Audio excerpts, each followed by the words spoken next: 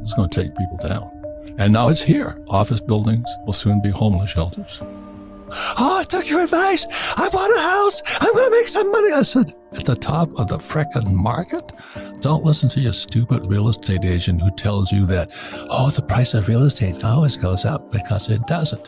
When I hear people coming up to me and say, oh, the price of real estate going up and they're jumping in to buy real estate right now, I don't say anything.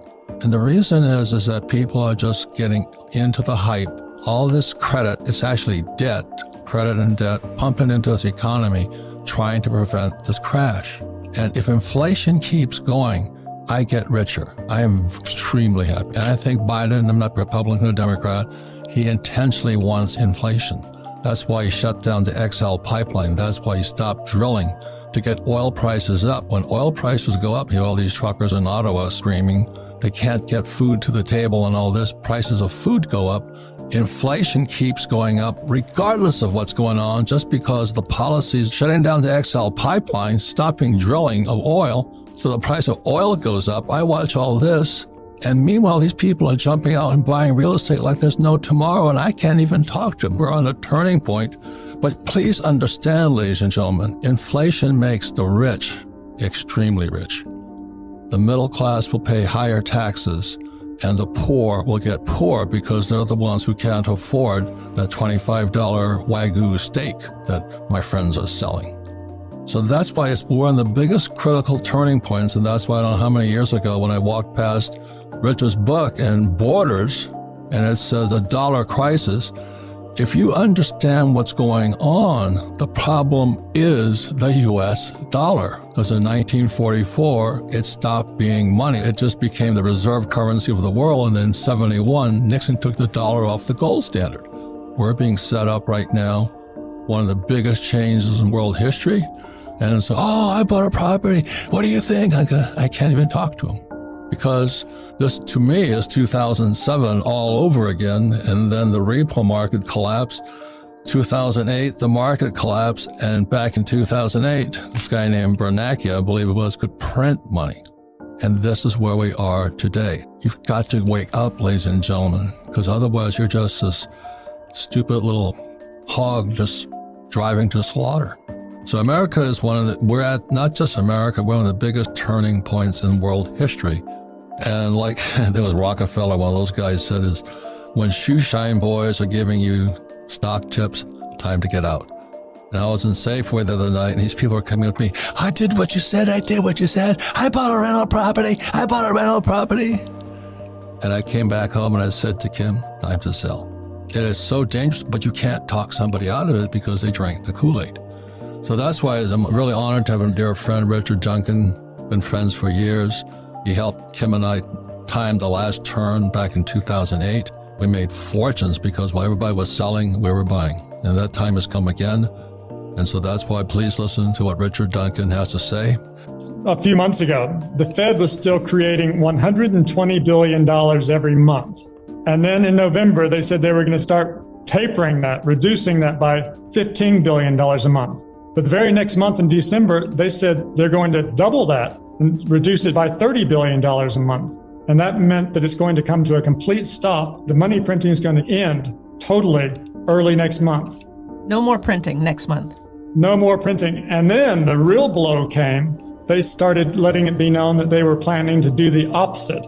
Instead of printing a lot of money through quantitative easing, they're going to start destroying a lot of money through quantitative tightening. Now, when they print money, that pushes asset prices up. When they destroy money, that tends to make asset prices fall. And when the stock market... How do they destroy money?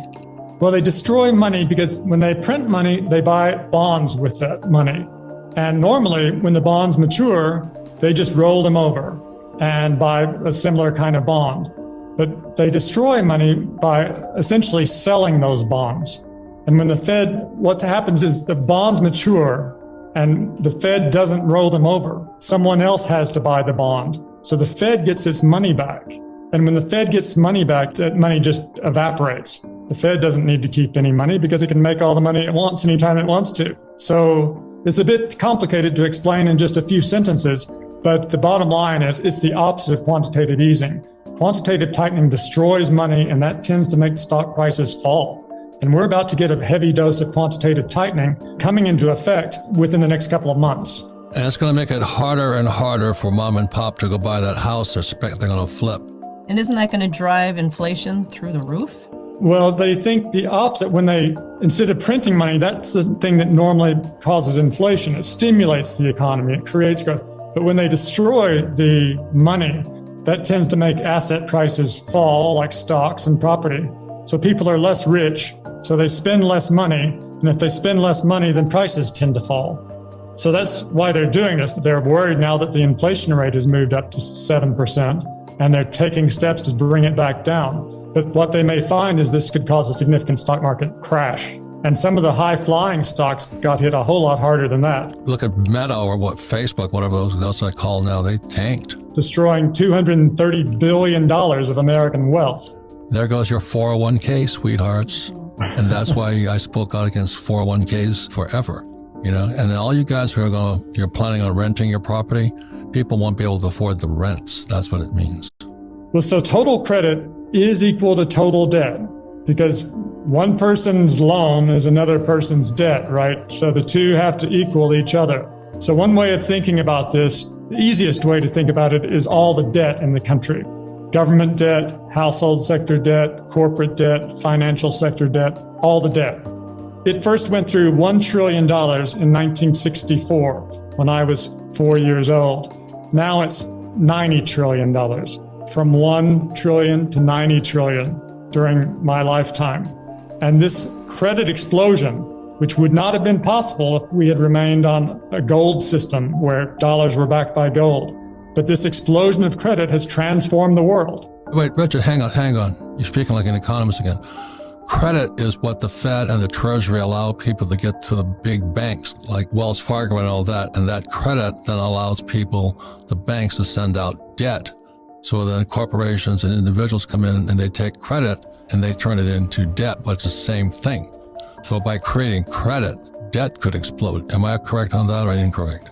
No, I think you put that exactly right. Yeah, credit's not a word people use. They use credit card, but they think about debt, their household debt. So that's what I'm saying. We don't teach economists. We teach everyday mom and pop who is trying to speculate on their 401k or their house.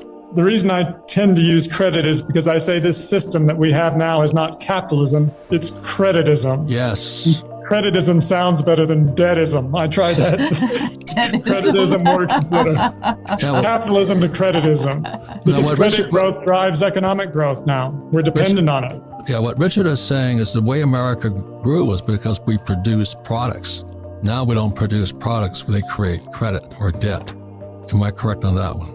That's right. Instead of our economy being driven by investment and savings as it used to be, it's now driven by credit creation and consumption, and more credit creation and consumption. And that's been great. The problem is it requires credit growth to survive. If credit contracts, we have a depression. And that has made us dependent now on government borrowing and government spending to keep us out of depression. So if you're going to buy, I don't know how many people, I took your advice. I bought a house. I'm going to make some money. I said, at the top of the frickin' market? And what about all these guys in these 401ks? 401ks came into existence in 1974. It was called ERISA. And I've been speaking out against 401ks because I will get censored with this one. But 401ks are like a condom. It gives you a false sense of security where you're being screwed. Do you know what I mean? And if this market crashes, when they raise these interest rates, if they do, your 401k turns to 201k. Just as you get ready to retire, all you old guys like me, hear what I'm saying? If they raise interest rates because they're going to stop inflation, your 401k may be toast. I'm not saying it's going to happen. Or if you're a millennial and you got mom and dad who are living in La La Land with their 2 401ks, you might be in serious trouble. A very important subject. And the subject is real estate, basically. It's important simply because it's real estate. Parts of it are in serious trouble right now. But when things are bad, also there's good opportunities for things. How many places in the world have we gone to? It's been all over the place. Yeah, we travel the world. We're talking about real estate because, number one, real estate uses debt. And you may or may not know this, but the US dollar is debt. In other words, money cannot exist unless somebody borrows it. And so all these guys, our friend Dave Ramsey, this is live debt free. I go, you got to be crazy. But I want to back Dave up. If you don't know how to handle debt, definitely live debt free. Right, Kenny? Yes, that's right. I agree. If you don't know what money is and how to use it, Right. then he's right on. I met Dave at a restaurant up the street here, and he's a great guy. And his advice for most people is cut up your credit cards, get out of debt and all this. But Kenny, what's happening in the real estate market today as interest rates go up and all this stuff? I just heard Richard Fisher, the Dallas Fed chairman, he said a unit, I could be wrong on the numbers, 3,500 units. One apartment complex went down. Well, that's a lot of property. And Blackstone defaulted on debt in New York on a set of buildings. I call it, we're in the first inning. And I'm afraid it's going to get worse. You don't have to be afraid about that. It's happening already. It's definitely happening. The issue this year and next year is going to be what we call maturing debt that's maturing.